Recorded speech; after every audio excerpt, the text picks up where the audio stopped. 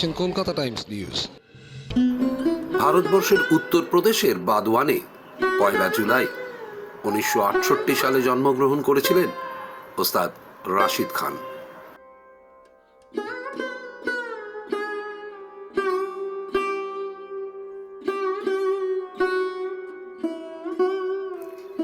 দু সালে পদ্মশ্রী এবং সঙ্গীত নাটক একাডেমি পুরস্কারে ভূষিত হন রাশিদ খান।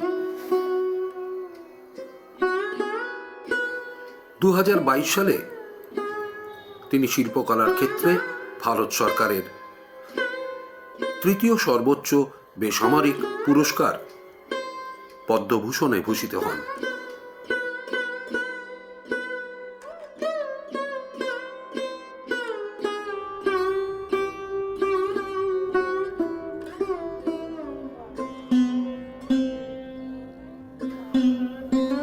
একদিকে তার যেরকম পরিচয় ছিল ওস্তাদ গোলাম মুস্তাফা খানের ভাগ্নে হিসেবে, অন্যদিকে সঙ্গীতের প্রাথমিক শিক্ষা গ্রহণ করেছিলেন মামা নিসার হোসেন খানের কাছ থেকে।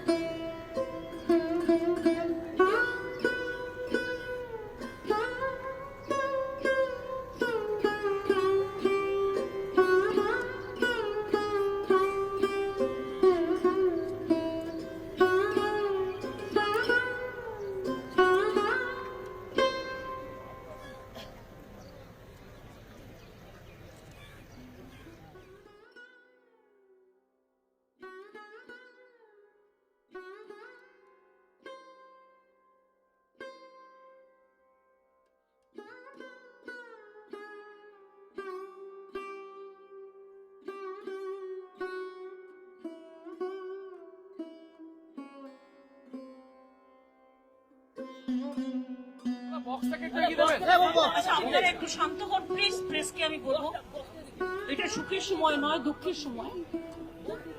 আমি রশিদ আলী, যে আমাদের সকলের ভাই ছিল এবং সঙ্গীত সম্রাট, দীর্ঘদিন তিনি চিকিৎসাও করেছেন, এমনকি কিছুদিন আগে তিনি উত্তরপ্রদেশে প্রোগ্রামও করে এসেছেন। তার ছেলেও খুব ভালো গান করে, তার স্ত্রী ছেলে মেয়ে সবাই আছে, এখানকার চিকিৎসকরা আছেন।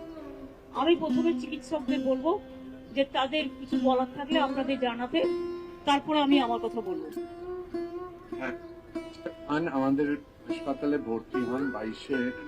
একটা মাথার মধ্যে একটা ব্লিডিং নিয়ে, একটা ইন্ট্রাসেরেব্রাল হ্যামারেজ নিয়ে, সেটা আমরা নিউরোসার্জিক্যাল টিম দেখার পর ডিসিশন নেওয়া হয় যে ওনার ক্ষেত্রে কনজারভেটিভ চিকিৎসা করাটাই ওনার পক্ষে ভালো, এবং কনজারভেটিভ চিকিৎসায় উনি মোটামুটি ভালো রিকভার করছিলেন। করতে করতে এতদিন হাসপাতালে থাকার ফলে একটা ইনফেকশন ডেভেলপ করে, যেটা খুব র্যাপিডলি প্রোগ্রেস করে, এবং আজ ভোর রাত্রেই ওনাকে ভেন্টিলেট করতে হয়, এবং তারপর ওনার ব্লাড প্রেশার কমে যায়, ব্লাড প্রেশার বাড়াবার ওষুধ দিতে হয়। কিন্তু সবকিছু করা সত্ত্বেও আলটিমেটলি আমরা ওনাকে রিভাইভ করতে পারিনি। উনি 3:45-এর সময় না, আমি পিয়ারলেস এর এখানে ম্যানেজমেন্টের সকলে আছে, আর যিনি আপনাদের কাছে অ্যানাউন্স করলেন তিনি ওনার ডক্টর ছিলেন এবং তিনি তার সাধ্যমতো চেষ্টা করেছেন। আমার সাথে রশিদ আমার ভাইয়ের মতো, রশিদ আলী খানের স্ত্রী, মেয়ে এবং ছেলে এবং মেয়েরা আছে। আমরা সবাই মিলে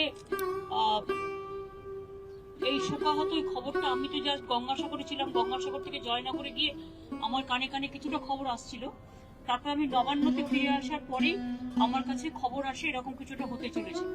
সেজন্য আমি চলে আসি সঙ্গে সঙ্গে খবর নেওয়ার জন্য। তখনও আমার কাছে শেষ ইনফরমেশনটা ছিল না। এখানে এসে ডাক্তারদের সাথে কথা বলে আমি জানতে পারি, ওর পরিবারের সাথে কথা বলে, যে তারা তাদের সাধ্যমতো চেষ্টা করেছে, সাধ্যমতো চিকিৎসা দিয়ে, কিন্তু ultimately it's a great loss. এবং রশিদ আলী খান আপনারা জানেন বিশ্ব বিখ্যাত একজন নাম, এবং তার নাম নতুন করে তার পরিচয় দিতে হবে না। তিনি আর্টিস্ট হিসেবে বলতে পারেন সঙ্গীত সম্রাট।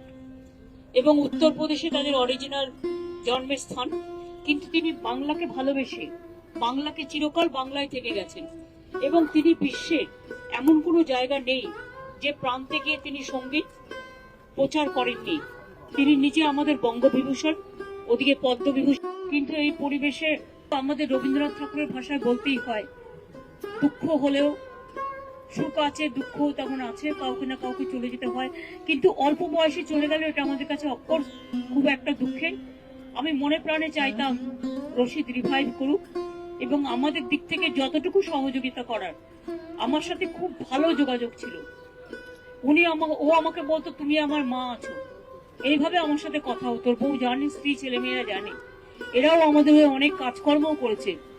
এবং আমার সত্যি খুব খারাপ লাগছে যে ভরা থাক স্মৃতি সুধায় বিদায়ের পাত্রখানি। শেষ কাজটা তো আমাদের করতেই হবে, ওরা ওদের ধর্ম অনুযায়ী করবে। কিন্তু আজকে যেটা সিদ্ধান্ত হয়েছে পরিবারের সাথে কথা বলে, 6টা পর্যন্ত, সন্ধ্যে 6টা পর্যন্ত ডেড বডি পিয়ারলেস হসপিটালে থাকছে। 6টার সময়, 6টার পরে ডেড বডি নিয়ে ইন্দ্রনীল সেন, ফিরাদ হাকিম এবং অরূপ বিশ্বাস, তারক চক্রবর্তী, এদের সকলকে দায়িত্ব দেওয়া হয়েছে। এবং ডিসি, এখানকার যিনি ডিসি আছেন, সিপিও আমার সাথে আছেন, তাকে তাদের দায়িত্ব দেওয়া হয়েছে। তারা এখান থেকে বডি নিয়ে পিস ওয়ার্ল্ডে রাখবেন আজকে রাত্রিটা। পিস ওয়ার্ল্ডে থাকার পরে কাল সকাল 9:30, 9টার সময় পরিবারের লোকেরা সকলে তাদের বডি নিয়ে পিস ওয়ার্ল্ড থেকে রবীন্দ্র সদনে যাবে। এটা আমরা একটা রিকোয়েস্ট করেছি, কারণ ওর অনেক গুণমুগ্ধ লোক আছে, লক্ষ লক্ষ ফলোয়ার্স আছে।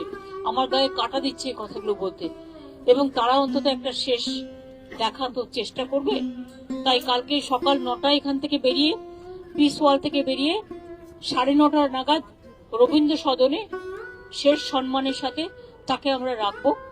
যারা শ্রদ্ধা জানাতে ইচ্ছুক, তার ভক্তরা, যারা গুণমুগ্ধ মানুষ, সর্বধর্ম সর্বসম্প্রদায় সবাই।